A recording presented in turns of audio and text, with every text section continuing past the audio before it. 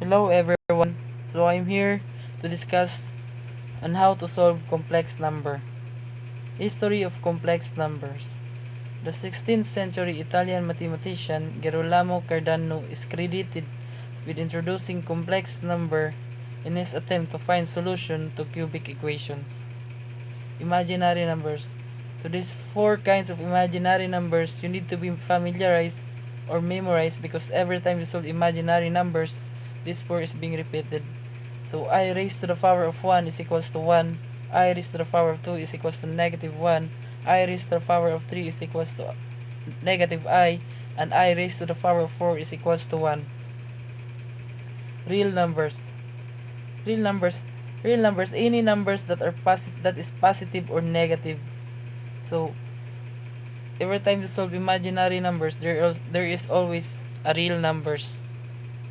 Examples. I raised to the power of 15 is equals to negative I. So solution is 15 divide 4 is equals to 3 and the remainder is 3.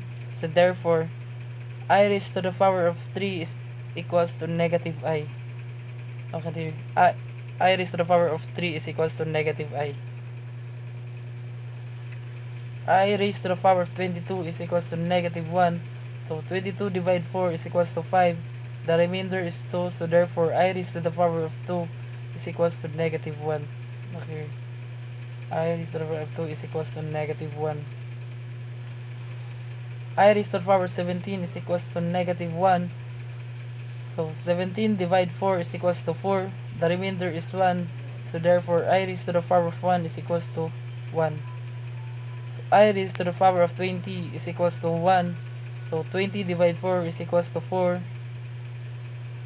Is equals to negative is equals to 5, I mean. So I raised to the power of 0 is equals to 1. So any number or letter that is being raised to 0, that is always equals to 1.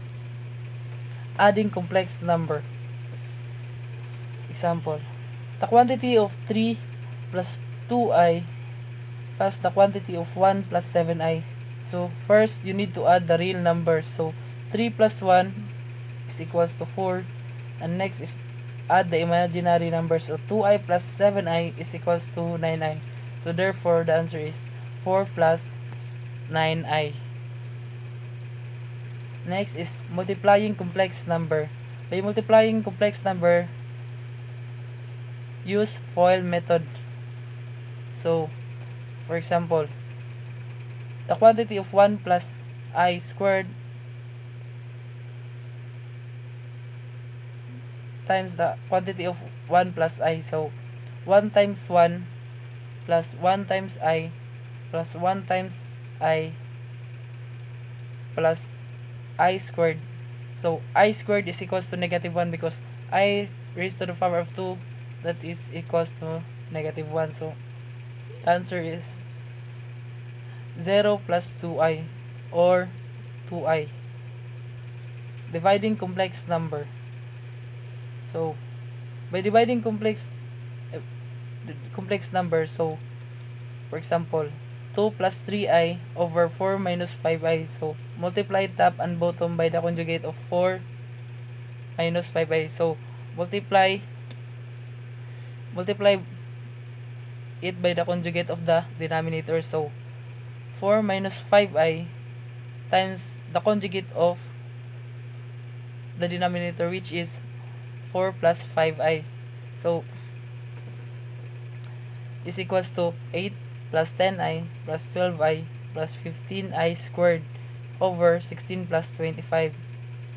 Next is negative 7 plus 22i is divide 41. And then back into a e plus bi form. So you need to simplify this.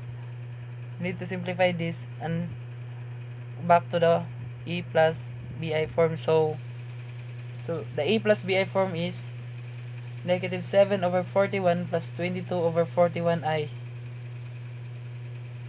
Subtracting complex number. Example. The quantity of 3 minus 3i minus 4 minus 5i. So excuse me. So by subtracting complex number, it's just like adding complex numbers. So you need to combine the terms. So combine first the real numbers and then next the imaginary numbers. So 3 minus 4 minus 3i plus 5i is equals to negative 1 plus 2i. So that will be all. Thank you.